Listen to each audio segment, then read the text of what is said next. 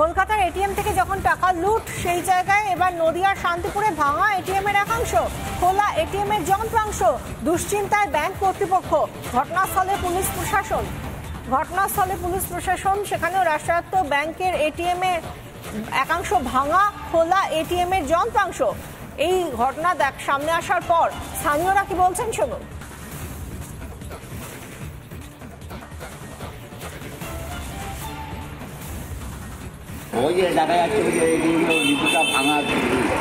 কি মনে হচ্ছে, আশঙ্কা করছেন কিছু টাকা পয়সা বা কিছু স্বর্ণ মনে হয় তেমন কিছু ব্যাংকে ফোন টোন করা হয়েছে পুলিশকে বা কিছু? না, আমি এটা জানি।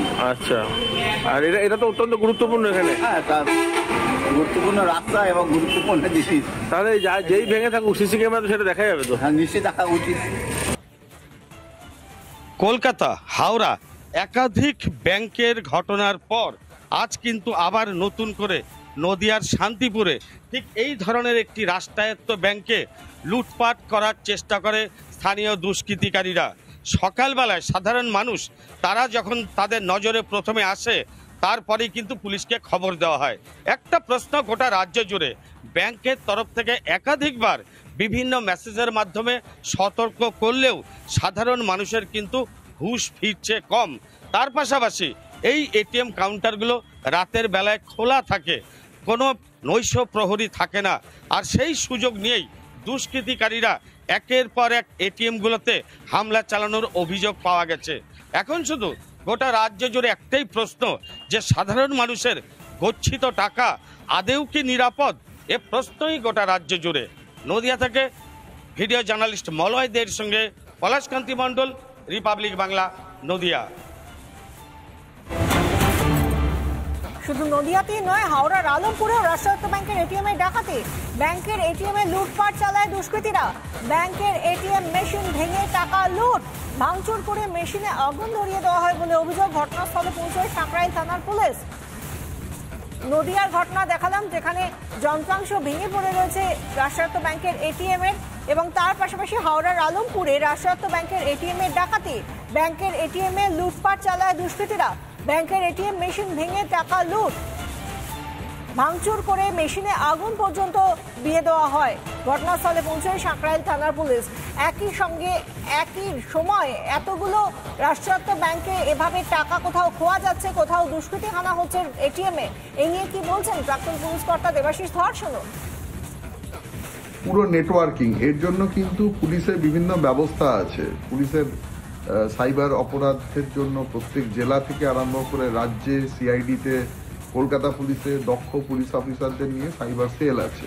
এছাড়া একটা যেটা দেশের বিভিন্ন যাতে ইউনিটের সাথে সেটা সামঞ্জস্য বজায় রেখে চলা যায় বা তথ্য আদান প্রদান করা যায়, তার জন্য সেই ব্যাপারটাও, সেই চ্যানেল অফ কমিউনিকেশনও আছে। অনেক কিছু ডিটেকশন করেছে।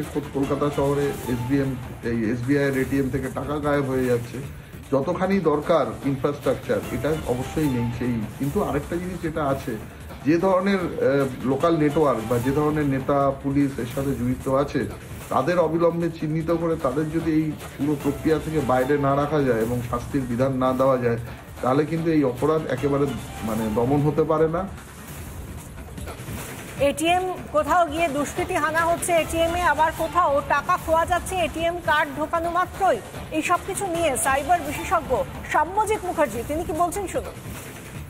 এইখানে যে প্রবলেমটা দেখা দিচ্ছে, এরা ঠিক করে গেছে, ব্যাংকে জানে প্রবলেম ক্রিয়েট হবে, মানুষ প্যানিক হবে, সামনে একটা টোল ফ্রি নাম্বার ব্যাংকের করে দিলে, এবং এই টোল ফ্রি নাম্বারটার ফলে কি প্রবলেমটা হচ্ছে, এখানে কল করলে ওদের কাছে অ্যাকচুয়ালি নাম্বারটা যাচ্ছে যারা এই ধরনের স্ক্যাম করছে, এবং তারা তাদের কাছ থেকে যেটুকু ইনফরমেশন আছে তারা বললো আপনার ব্যাংক অ্যাকাউন্টটাকে এক্ষুনি লক করতে হবে, তার জন্য একটা ওটিপি যাবে।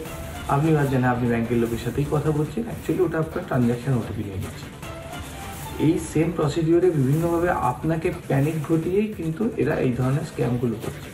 কিন্তু মেন যে প্রশ্ন হচ্ছে, এর দায়ভার কার? অ্যাজ পার আরবিআই রুলস, আমার যে কোনো এটিএমে একটা সিকিউরিটি গার্ড থাকা 24 ঘন্টা হচ্ছে ম্যান্ডেটারি। যদি এইসব ধরনের এটিএমে যদি সিকিউরিটি গার্ড না থাকে, সিসিটিভি ক্যামেরার ফুটেজ অনুযায়ী তো আফটার ক্রাইম আমরা জিনিসটাকে ইনভেস্টিগেট করব। এই নিয়ে কি বলছেন বিজেপি রাজ্য সভাপতি সুকান্ত মজুমদার, শুনুন। শহরে তো এখন পুলিশি নজরদারি শুধুমাত্র দুটো বাড়িতে থাকে, একটা শান্তিনিকেতন আর একটা হচ্ছে মমতা বন্দ্যোপাধ্যায়ের বাড়ি, হরিশ চ্যাটার্জি আর হরিশ ব্যানার্জি বাড়ি রোড। এর বাইরে পুলিশের কারো লুট হয়ে যাচ্ছে, কারো ইজ্জত চলে যাচ্ছে, কে খুন হচ্ছে তা নিয়ে পুলিশের অত মাথা ব্যথা নেই। এই দুজন সুস্থ ভালো থাকলে পরে আমাদের রাজ্যে সবার মঙ্গল হবে, পুলিশ সেটা মনে করে আর কি। তবে স্বাভাবিকভাবে এই দুজন সুরক্ষিত থাকলেই পুলিশের কাজ হয়ে যাবে।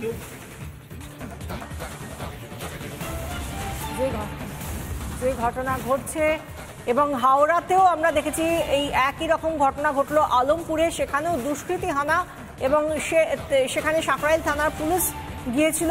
এরপর পুলিশের তরফ থেকে ঠিক কি বলা হচ্ছে শুনুন। একটা এটিএম এ চুরির ঘটনা ঘটেছে। বেসিক্যালি গ্যাস কাটার দিয়ে এটিএম এ যেখানে টাকাটা রাখা হয় ওটা কেটে ওখান থেকে টাকা বার করেছে। আর এটা আগুন ধরায়নি, বেসিক্যালি গ্যাস কাটার থেকে ওটা কাটতে গেলে ওখানে কিছু স্পার্ক হয়েছিল, তার জন্য কিছুটা তার পড়েছে। আমরা তারপরে সিসিটিভি ক্যামেরা আর অন্যান্য আমাদের যে সোর্স আছে তাদের হেল্প নিয়ে গাড়িটাকে ফিক্স আপ করা গিয়েছে। তারপরে গাড়ি রিকভারি হয়ে গেছে, গ্যাস কাটার আর অন্যান্য ইকুইপমেন্ট পাওয়া গেছে। গ্যাংকে আমরা মোটামুটি ফিক্স আপ করেছি, আশা করি খুব শীঘ্রই আমরা ধরব।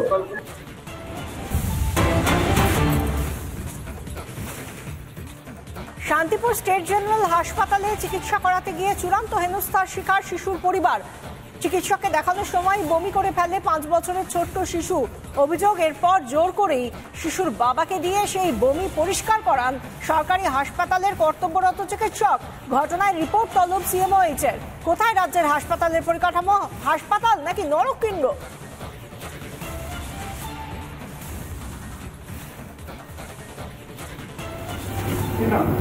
উনি সরকারি অফিসার, আমি সরকারি অফিসার, আমাকে যদি পরিষ্কার করতে হয় ভিডিও করবে না। আচ্ছা আচ্ছা, তাহলে দেখি সুপারের সাথে দেখা করি।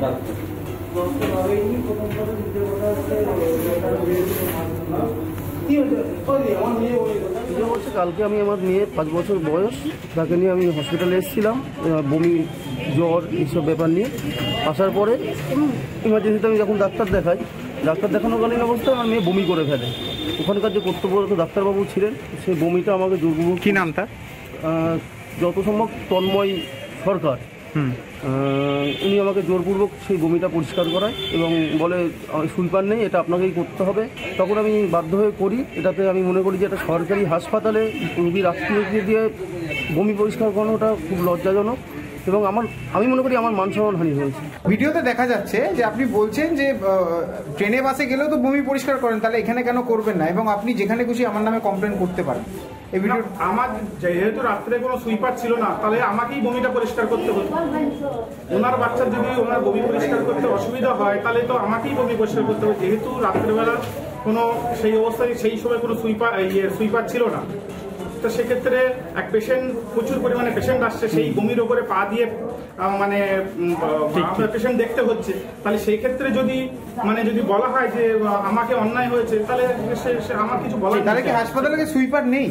হাসপাতালে সুইপার আছে, কিন্তু পর্যাপ্ত পরিমাণ সুইপার এবং জিডিএর প্রচুর অভাব রয়েছে, তার জন্য কিন্তু এটা হয়েছে। কিন্তু আমি এটা বলতে চাইনি যে আমি জোরপূর্বক করিয়েছি, এটা কোনোদিনই সম্ভব না। সুপার জানাচ্ছেন সুইপার রয়েছে, তবে ঘটনা তদন্ত তিনি করবেন। আমাদের সঙ্গে সরাসরি এই মুহূর্তে রয়েছেন আমাদের প্রতিনিধি পলাশ, এই মুহূর্তে রয়েছেন আমাদের সঙ্গে। পলাশ, আমরা গতকালের ঘটনার পর জানি সিএমওএইচ এর তরফ থেকে রিপোর্ট তলব করা হয়েছে। অভিযুক্ত চিকিৎসক কি আজ ডিউটিতে এসেছেন? যারা রোগী ও রোগীর পরিজনরা এই মুহূর্তে হাসপাতালে আসছেন তারা কি বলছেন? যথেষ্ট পরিষেবা তারা কি পাচ্ছেন? তারা কি সন্তুষ্ট? সাফাই কর্মীর কি দেখা মিলছে? একদমই দেখো, গোটা রাজ্য জুড়ে স্বাস্থ্যের কিন্তু বেহাল অবস্থা। ঠিক তারই একটা নগ্ন এবং রুগ্ন চেহারা ধরা পড়লো নদিয়ার শান্তিপুর স্টেট জেনারেল হসপিটালে। এই হসপিটালে যে চিকিৎসা করাতে এসেছিলেন সেই রোগীর বাচ্চাটা কোনো কারণে সে ভমিটিং হয়েছিল, বমি করেছিল, আর সেই শাস্তি পেতে হয়েছিল তার বাবাকে।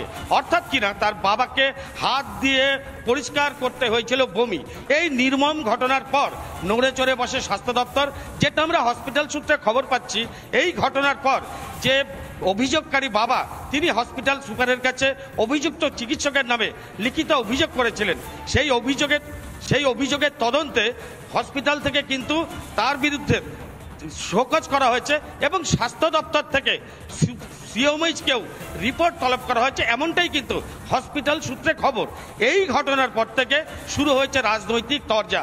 একদিকে যেরকম রাজ্যের শাসক দল তারা যেরকম চিকিৎসকদের হয়ে সাফাই দিতে ব্যস্ত, আর ঠিক হসপিটালের যে নোংরা একটা নির্লজ্জজনক একটা চেহারা ধরা পড়লো সেটাকে নিয়েও কিন্তু রাজ্যের বিরোধী দল বিজেপি তারাও কিন্তু যথেষ্ট এই নিয়ে যখন প্রশ্ন উঠছে যে কোথায় এই চিকিৎসা পরিষেবা, কোথায় পরিকাঠামো, তা নিয়ে তো কোনো উত্তর পাওয়া যাচ্ছে না। সাফাই কর্মী নেই, সেই জন্যই নাকি রোগীর বাবাকে পরিষ্কার করতে হয়েছে নোংরা। সাফাই কর্মী এই ঘটনার পর কি বলছেন শুনুন। হসপিটালের ফ্লোর থেকে শুরু করে কোনো নোংরা এগুলো পড়ে থাকে, এগুলো কি সাফাইওয়ালাদের কাজ? হ্যাঁ, আমরা পরিষ্কার করি, হাউসকিপিংয়ের কাজ। মানে ফ্লোরের রুমের যে কোনো ধরনের ময়লা নোংরা এগুলো সাফাই করা আপনাদের কাজ? আপনারাই করেন? কতদিন ধরে করছেন? 2014 সাল থেকে এখানে মানে কি ধরনের কাজ করতে হয়? সাফ সাফাই, যেরকম ময়লা সব নোংরা বমি টমি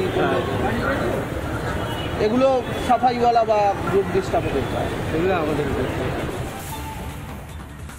আমরা যে সময় এই বক্তব্যগুলো তুলে ধরছি তার পাশাপাশি এই ভাইরাল ছবিটা আপনি দেখতে পাচ্ছেন, যেখানে বাবা তার মেয়ের বমি পরিষ্কার করছেন। সরকারি হাসপাতালে পরিষেবা পেতে গিয়ে তাকে বমি পরিষ্কার করতে হচ্ছে। এই নিয়ে রাজ্য বিজেপির সভাপতি সুকান্ত মজুমদার কি বলছেন শুনুন। এটা হয়তো আপনাদের ক্যামেরার সামনে এসেছে বলে আপনাদের এরকম মনে হচ্ছে যে এটা অদ্ভুত কিছু, কিন্তু পশ্চিমবঙ্গের প্রত্যেকটি হসপিটালেই এই ধরনের ঘটনা আমরা ঘটতে দেখেছি এবং দেখি। অনেক জায়গাতে স্ট্রেচারে করে রোগীর পরিবারজনকে টানতে টানতে নিয়ে যেতে হয়, সেখানে কোনো ওয়ার্ড বয় বা এরা থাকেন না, পরিবার নিয়ে যায়। এবং এই ধরনের ভয়ঙ্কর পরিস্থিতির মধ্যে রাজ্যের হাসপাতালগুলো চলছে। মানুষ, গরিব মানুষ, তারা ভগবান ভরসায়, আর কারো ভরসায় নেই।